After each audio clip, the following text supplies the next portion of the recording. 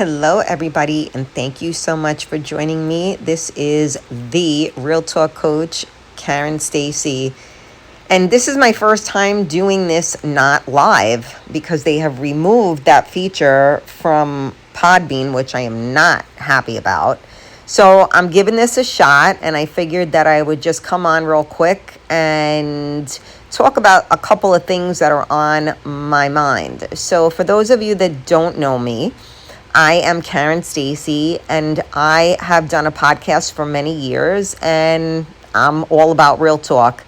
And over my years and journey through life and hardships, I have turned my pain into purpose, and I am now an accredited coach. So I am putting my money where my mouth is, and I'm discussing the same things I always did. But not only do I have my experience behind me, but I have training behind me. And during this training, I have also grown and learned so much that I am grateful for. So today I want to talk about healing. I did a video on this the other day, and it's so true. You know, these are the things that no one wants to talk about. And even in my coaching academy, you know, as far as promotion, they tell us, well, people don't really want to hear that it's hard. They want to just know what the outcome is going to be. Now, I get that, right? Because for any of us that have had children, if we knew how brutal that was, of course we'd still do it. But, like when you're sitting there and your body is in a lot of different places, and you're like, nobody told me this was going to happen. Nobody told me that was going to happen. And it was like, well, yeah. And for some reason, none of us tell each other what to expect in detail, although some of us do. But I think now in the older times, right? But when you're actually pregnant, people leave that stuff out because it's a lot to go through, right? So it's kind of the same thing when it comes to the things that are uncomfortable. So I made an analogy about healing and that it's brutal because you got to feel and you got to do the reps. You got to put the work in. So I compared it to going to the gym. Now think about it. If you hired a personal trainer and the personal trainer said to you, you are going to be so miserable. You're going to be in so much pain when you go to try to pee or walk down the stairs and sit down on a toilet bowl. Everything's going to hurt and you're going to scream every time you move. You're not going to be that inclined to say, oh, this sounds like a great thing to do. Here I go, right? So they tell you, don't worry, you start off, you're going to be a little sore, but you're going to be okay. Just stay consistent, yada, yada, right? And that's all true.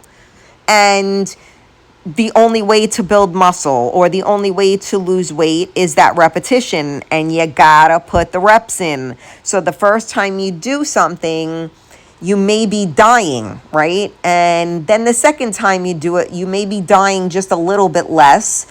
And then eventually you get through it. And then you say to yourself, oh, wow, I can do more now. And healing is very much the same way. When you start, it's brutal. But it makes sense as you go. Are you going to feel great the minute it happens? No. Real talk, no, it sucks. I've been sitting in a lot of this, lately, and it's really challenging, but it is the light. It is the path in which you get to the other side, and it is definitely the paths of least resistance, right? Most people don't want to walk this walk. We all walk around with so many things inside of us, right? And that's where we develop quote unquote issues, and we develop our own way of coping, dealing. And guess what? There's no book telling you this is what you do when life hits hard. You just got to freaking do it, and you got to get through it. But then we learn that a lot of things that we've done to get through things are not necessarily healthy. So then you have to think to yourself, now what? So for those of you that are being hit hard by life, that are feeling kind of stuck, that are exhausted, that are feeling, I don't even know, like well, I do know, but it's like you're feeling, but you're not feeling, right? Because if you were raised old school like myself, your feelings, not that they don't matter, but they don't matter. Like, buck up, you got to be strong. You got to get through this. People are depending on you. You're strong. You can do it. And we're taught that having emotions and feelings and being sensitive to how we feel is weak. So now we have to unlearn this mentality. How do we unlearn feeling isn't weakness? Right? Think about that. But let that sit in for a second. How do we unlearn feeling is not weakness? Wow, like what the hell did this chick just say? Real talk. Feeling what you feel is actually the strongest thing you can do, because it is the hardest thing you can do, because you are being true to yourself.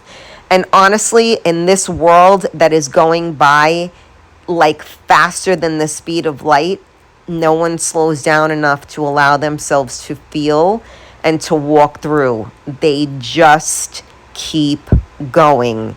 And at what cost are we going? Right? So the cost is ourselves. The cost is self-medicating and drinking, or overeating, or oversexing, or the list can go on and on, right? Those are just some of the things that are negative, right? And those are not healthy, useful things. So these are not the kind of things that we want to do. But when you don't know what to do and you got to keep it moving, and you had that day, that glass of wine is your best friend. But unfortunately, it goes into a bottle of wine instead of a glass of wine, because you needed a lot of friends. So, these are the things that you need to be in touch with, right? And you need to say, where am I right now? Am I having that glass of wine because I just need to just exhale a little bit, unwind from my day, and enjoy a glass of wine? Or is it I need this glass of wine because I can't freaking breathe, and I need this so that I can function or get through? And I live there, so I'm speaking from my own experience, and it's hard. But guess what? Being self-aware is the first step in the right direction. So I just wanted to share this with you because I walk the walk and I talk the talk. So if this kind of talk resonates with you, please follow. I also have a Facebook group. It's Real Talk with Karen Stacy / I think Facebook group or something like that. If you want to look it up and join, it's a private group. And I'm going to really revive the group, and we're going to talk in there, and it's going to be a safe place to chat. And if this resonates with you and you do need a little extra help, I'm happy to help. TheRealTalkCoach.com. Check me out. I'm here for you, and I'm sending you much love and light. And we got this. You are not alone.